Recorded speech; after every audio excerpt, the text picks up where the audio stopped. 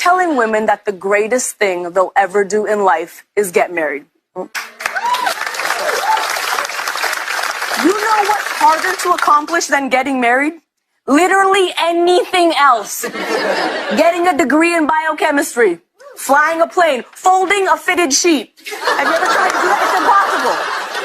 When you tell young girls that getting married will be their greatest achievement, you send them a message that they can't do other amazing things. And if that were true, we wouldn't have Oprah. Okay, that was funny. And it was for educational purposes only, okay? Educational purposes only too. That's why I played it. Now listen, Oprah has actually been with her partner for many years. Stedman has been in the picture for decades, right? And Beyonce with all the single women is married with children. And trust me, or don't trust me, how easy is it to get married? For the man that you actually like and love and have natural affection for, and you know, makes your toes curl, how easy is it? It's not that easy, actually. It's easy for the Sims. The ones that are begging you for marriage are not the ones that you're attracted to. Let's just be honest. But the ones that get you all hyperly, you know, I want this man, he's really masculine and he has a dominance of alpha in him, that kind of man, you're not actually going to get married that easy to. And if he happens to like you and he wants to get married to you, take it while it's good. And don't play all snobby about it as if, you know, it's so easy. It's not that easy. It's actually easy to get a degree. I got a couple of degrees. Doing that is a lot easier. Getting married and staying married and finding a good, God-fearing man is rare. Very, very rare. So don't take it for granted and laugh about it like these single women that are joking. It's not that easy. And what are we talking about? We're outnumbered. So let's just wake up, okay? I'm going to be doing a little mini series about the 10, probably more, 10 plus reasons why biblical marriage with the option of a man taking on more than one wife is actually beneficial to us, to women.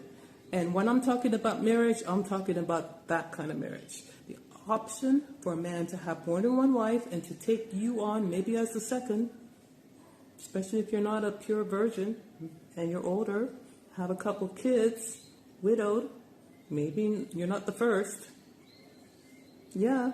And I'm not talking about going down to the ceremony and getting a certificate. That's a long discussion. But my sisters, joining Call for Wisdom, this is going to be a hot topic coming into the new year of 2025 with the grace of Yah. We're going to talk about why biblical marriage for the majority of modern women, and especially if you're God-fearing modern women, we got to grow up and embrace what the Bible says about it. Okay? Here we go. Let me tell you why Africans created polygamy. Even today, for every one male child, there's 2 to 3 female male children. Well, it was the same 1,000 years ago. The Africans decided, what do we do with the surplus Muslim population? I mean, female population. Europe took the surplus female population and made them whores and prostitutes. Africa didn't do that. Africa said those who can afford to and could properly take care of should marry more than one woman, so that your female population get the same opportunity to have families and children like any other element of the population, and you don't develop that whore class, prostitute class that developed in Europe. So, is that plain enough? No.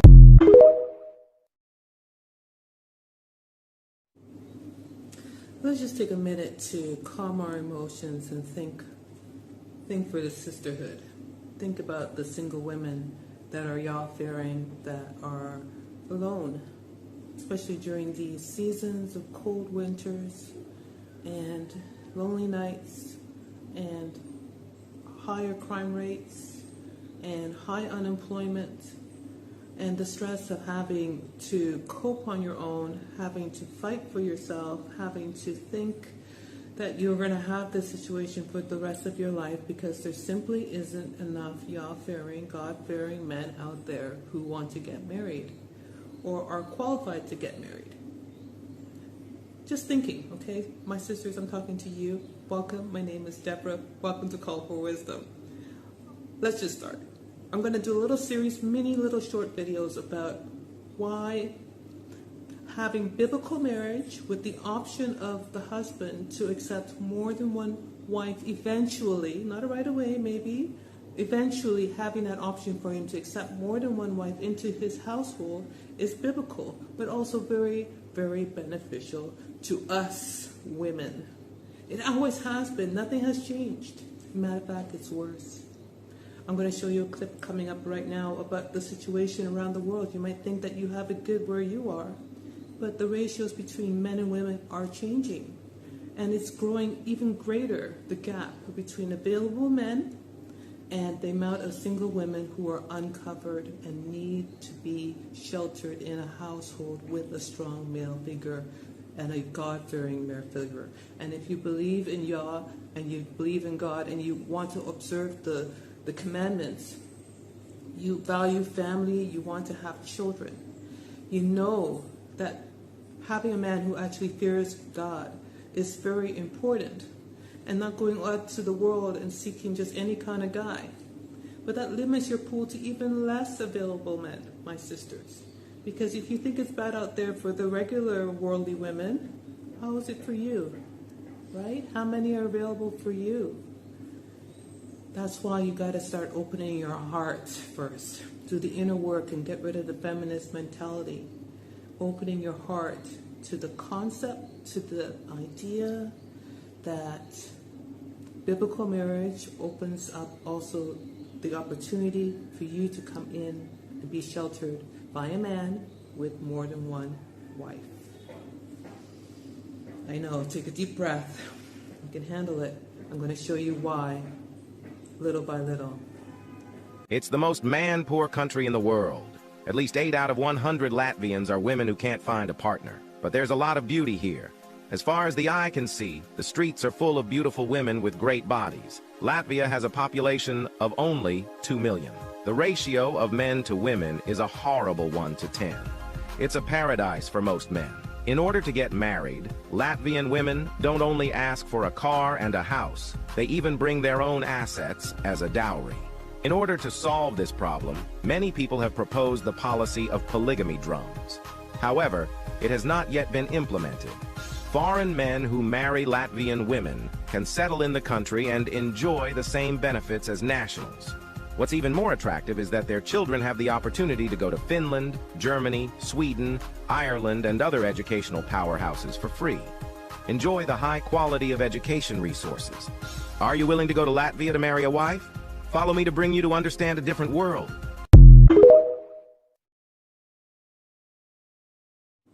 So now Latvian women, like many women, are asking and begging actually for polygyny. They realize that they're outnumbered 1 to 10. We know also that we are outnumbered in the West, in the Caribbean, in Africa, in all these places. Nothing is different. We are outnumbered as women, more women than men. And we are actually asking for polygyny. Polygyny means one man with many women. But I know, sisters, a lot of you are closet agreeing with me. Like, you don't really want the rest of the world to know that. You certainly don't want your sisterhood to know that, because you have the stigma about you, brainwashed through society. But Isaiah chapter 4, verse 1, prophesies modern day women at the end. This is the state we're going to be in. We are going to be begging for polygyny, for a man with another wife to take us in, because we need to hide the disgrace. We need to have his surname, we need to have his babies, we need to be covered by a good Yah-fearing man. And we're going to stand up and say, okay, this is not a good thing, that we actually are financially and educationally well. So we're going to say, we don't need your house because I have a house. You don't need a car from you. I have a car. I don't need the finances really from you because I got a good job or a good business. But I don't have a husband. And this is what Isaiah is talking about. It's like the state of women right now. We have it all made for ourselves financially, we think. Not everybody, we think. But Latvian women do have it. And, I in the Caribbean and other people, they do have enough, but we don't have a husband.